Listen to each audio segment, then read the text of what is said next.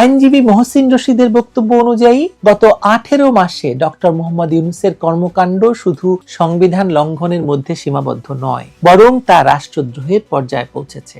তিনি সঠিকভাবে উল্লেখ করেছেন যে এটি ট্রিজন বা রাষ্ট্রদ্রোহ। বাংলাদেশের দণ্ডবিধির 121 ধারা অনুযায়ী রাষ্ট্রদ্রোহের শাস্তি মৃত্যুদণ্ড বা যাবজ্জীবন কারাদণ্ড। এখন প্রশ্ন হচ্ছে, ইউনূসের বিচার কবে হবে? যদিও শোনা যাচ্ছে যে তারেক রহমান তাকে রাষ্ট্রপতি নিয়োগ করতে পারেন, কিন্তু জনগণের চাপ এবং আইনি প্রক্রিয়ার কারণে এই মামলা এড়ানো সম্ভব নয়। ইউনূসের বিরুদ্ধে শুধু রাষ্ট্রদ্রোহের অভিযোগ নয়, বরং অবৈধ চুক্তি, সম্পদ আত্মসাৎ, মব লেলিয়ে দিয়ে হত্যাকাণ্ড এবং দেশের স্বার্থ বিপন্ন করার মতো অসংখ্য অভিযোগ রয়েছে।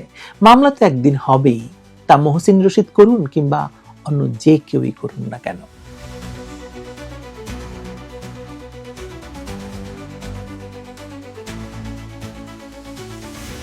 বাংলাদেশের ইতিহাসে রাষ্ট্রদ্রোহের অভিযোগে বিচার হয়েছে এবং মৃত্যুদণ্ড কার্যকর হয়েছে। ইউনূসের ক্ষেত্রেও এই আইনি প্রক্রিয়া অনিবার্য। তার অপরাধের মাত্রা এবং দেশের সাংবিধানিক ব্যবস্থার উপর আঘাতের কারণে তার বিচার হওয়া শুধু আইনগত প্রয়োজন নয়, বরং ন্যায় বিচারের দাবি। রাষ্ট্রপতি যখন বলেছেন যে এখনো সব কথা তিনি বলতে পারেননি, তখন বোঝা যায় যে আরো গুরুতর তথ্য রয়েছে যা প্রকাশ পেলে ইউনূসের অপরাধের পূর্ণাঙ্গ চিত্র পাওয়া যাবে। কিন্তু এতটুকু তথ্যই তার বিরুদ্ধে রাষ্ট্রদ্রোহের মামলার জন্য যথেষ্ট। এই মামলা শুধু সময়ের ব্যাপার। মৃত্যুদণ্ডযোগ্য এই অপরাধের বিচার অবশ্যই হবে। বাংলাদেশের রাজনৈতিক ইতিহাসে গত 1.5 বছরে যে অরাজকতা, সংবিধান লঙ্ঘন, সাংবিধানিক প্রতিষ্ঠানের উপর নগ্ন হস্তক্ষেপের ঘটনা ঘটেছে, তা কোনো সাধারণ রাজনৈতিক বিচ্যুতি নয়, বরং এটি রাষ্ট্র এবং সার্বভৌমত্বের উপর সুপরিকল্পিত আঘাত। তথাকথিত শান্তিতে নোবেল বিজয়ী ডক্টর মোহাম্মদ ইউনূস অবৈধভাবে ক্ষমতা দখলের পর থেকে রাষ্ট্রের সর্বোচ্চ অভিভাবক রাষ্ট্রপতির সঙ্গে যে আচরণ করেছেন এবং সংবিধানকে যেভাবে বৃদ্ধাঙ্গুলি দেখিয়েছেন, তা প্রচলিত আইনে সন্দেহাতীতভাবে রাষ্ট্রদ্রোহের শামিল। গতকালকের ভিডিও কলামে আমি উল্লেখ করেছিলাম যে কিভাবে এই অবৈধ সরকার মব বা উচ্ছৃঙ্খল জনতাকে লেলিয়ে দিয়ে রাষ্ট্রপতিকে হত্যা করতে চেয়েছিল।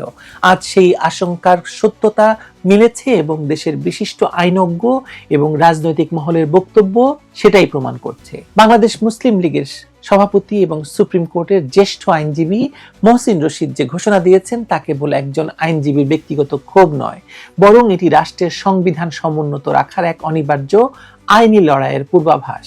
তিনি স্পষ্ট ভাষায় বলেছেন, ডক্টর ইউনূসের কর্মকাণ্ড কেবল সংবিধান লঙ্ঘনের মধ্যে সীমাবদ্ধ নয়, এটি সরাসরি ট্রিজন বা রাষ্ট্রদ্রোহ। আর বাংলাদেশে প্রচলিত আইনে রাষ্ট্রদ্রোহের সর্বোচ্চ শাস্তি মৃত্যুদণ্ড। রাষ্ট্রপতি মোহাম্মদ শাহাবুদ্দিনের সাম্প্রতিক সাক্ষাৎকারটি বাংলাদেশের রাজনীতির অন্দরমহলের এক ভয়াবহ চিত্র সামনে এনেছে। গত 18 মাস ধরে বঙ্গভবনের 4 দেয়ালের মাঝে তাকে কিভাবে কার্যত বন্দী করে রাখা হয়েছিল, তার বর্ণনা যে কোনো বিবেকবান মানুষকে শিউরে উঠতে বাধ্য করবে। একটি স্বাধীন দেশের রাষ্ট্রপতিকে তার সাংবিধানিক দায়িত্ব পালন করতে না দেওয়া, তাকে অন্ধকারে রাখা এবং তার উপর মানসিক নিপীড়ন চালানো, হত্যার হুমকি, এগুলো কোনো বিচ্ছিন্ন ঘটনা নয়। আইনজীবী মহসিন রশিদ যথার্থই বলেছেন, প্রধানমন্ত্রীর পদ শূন্য হওয়ার পর রাষ্ট্রপতি ছিলেন একমাত্র সাংবিধানিক পদে অধিষ্ঠিত ব্যক্তি। সেই রাষ্ট্রপতির সঙ্গে যোগাযোগ বিচ্ছিন্ন করা, নীতিগত সিদ্ধান্তে তাকে পাশ কাটিয়ে যাওয়া এবং তার অনুমতি ছাড়াই একের পর এক অধ্যাদেশ জারি করা ছিল সংবিধানের সুস্পষ্ট লঙ্ঘন। সংবিধানের 48 অনুচ্ছেদ অনুযায়ী রাষ্ট্রপতি রাষ্ট্রের প্রধান, কিন্তু ইউনূস সরকার তাকে একটি পুতুলে পরিণত করার চেষ্টা করেছে। প্রেস উইং প্রত্যাহার করে নেওয়া, ফটোগ্রাফারদের সরিয়ে দেওয়া এবং সরকারি ক্রয়পত্রে রাষ্ট্রপতির বাণী এবং ছবি নিষিদ্ধ করার মতো কুৎসিত ঘটনাগুলো প্রমাণ করে যে তারা সুপরিকল্পিতভাবে রাষ্ট্রপতির অস্তিত্বকে মুছে ফেলতে চেয়েছিল। এটি কেবল একজন ব্যক্তিকে অপমান নয়, বরং রাষ্ট্রের প্রধানকে অথবা প্রতীককে ধূলিসাৎ করার নামান্তর।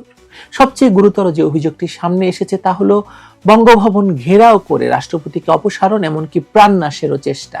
2024 সালের 22 অক্টোবরের সেই বিভীষিকাময় রাতে মব তৈরি করে বঙ্গভবনে হামলা চালানোর যে নাটক সাজানো হয়েছিল, তা রাষ্ট্রদ্রোহের এক জীবন্ত দলিল। রাষ্ট্রপতি খুব চমৎকার বর্ণনা দিয়েছেন সাক্ষাৎকারে, গতকালকার ভিডিওতে তা আমি বলেছি। এই পুরো প্রক্রিয়ার নেপথ্যে ছিল ইউনূস সরকারের প্রত্যক্ষ পরোক্ষ মদত, ইউনূসের প্রেস উইং এর কাজ এবং ইউনূসের যারা উপদেষ্টা ছিল তাদের সকলে এর মধ্যে অংশ নিয়েছিল। যেমন প্রথম আলো ডেইলি স্টার আগুন লাগার সময় তারা কোনো ব্যবস্থা নেয়নি। এই সময়েও যখন বঙ্গভবন আক্রান্ত হয়েছিল তখনও তারা এই মবকে উস্কে দিয়েছিল বঙ্গভবন দখল করার জন্য, রাষ্ট্রপতিকে সরিয়ে দেওয়ার জন্য। বৈষম্য বিরোধী ছাত্র আন্দোলনের নেতারা মধ্যরাতে ফোন করে দায় এড়ানোর চেষ্টা করেছিল বটে, কিন্তু সরকারের সম্মতি ছাড়া বঙ্গভবনের মতো স্পর্শকাতর এলাকায় এমন অরাজকতা সৃষ্টি করা ছিল অসম্ভব। রাষ্ট্রকে অস্থিতিশীল করা এবং সাংবিধানিক শূন্যতা তৈরির এই হীন প্রচেষ্টা সরাসরি রাষ্ট্রদ্রোহী অপরাধ। সংবিধানের ৭-এর ক অনুচ্ছেদ অনুযায়ী কেউ যদি সংবিধান রহিত বা স্থগিত করার ষড়যন্ত্র করে তবে তার শাস্তি মৃত্যুদণ্ড। ইউনূস সরকার একজন সাবেক প্রধান বিচারপতিকে অসাংবিধানিক উপায়ে রাষ্ট্রপতির পদে বসানোর যে প্রস্তাব দিয়েছিল তা এই ষড়যন্ত্রেরই অংশ। ডক্টর মোহাম্মদ ইউনূসের বিরুদ্ধে রাষ্ট্রদ্রোহের মামলা হওয়া এখন সময়ের ব্যাপার মাত্র।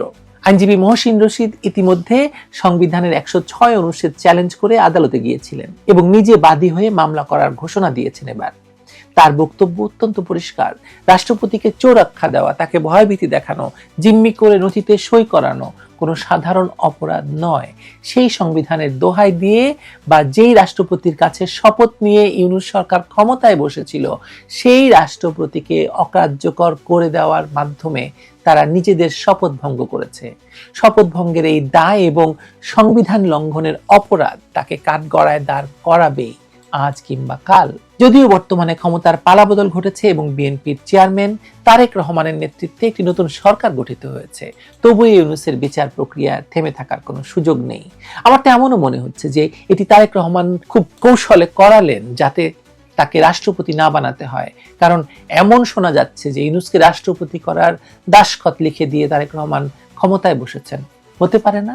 শোনা যাচ্ছে তারেক রহমান হয়তো রাজনৈতিক কৌশল হিসেবে ইউনূসকে পরবর্তী রাষ্ট্রপতি করার চিন্তা করতে পারেন, কিন্তু সেটি হলেও আইনের হাত থেকে রেহাই পাওয়ার সুযোগ আসলে ক্ষীণ।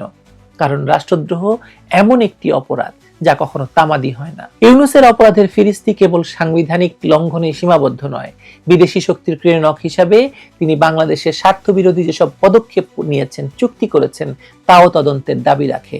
তার শাসনামলে 14-15 বার বিদেশ সফর করলেও তিনি একবারও রাষ্ট্রপতিকে অবহিত করার প্রয়োজন মনে করেননি, যা রুলস অব বিজনেস এবং সাংবিধানিক শিষ্টাচারের চরম লঙ্ঘন।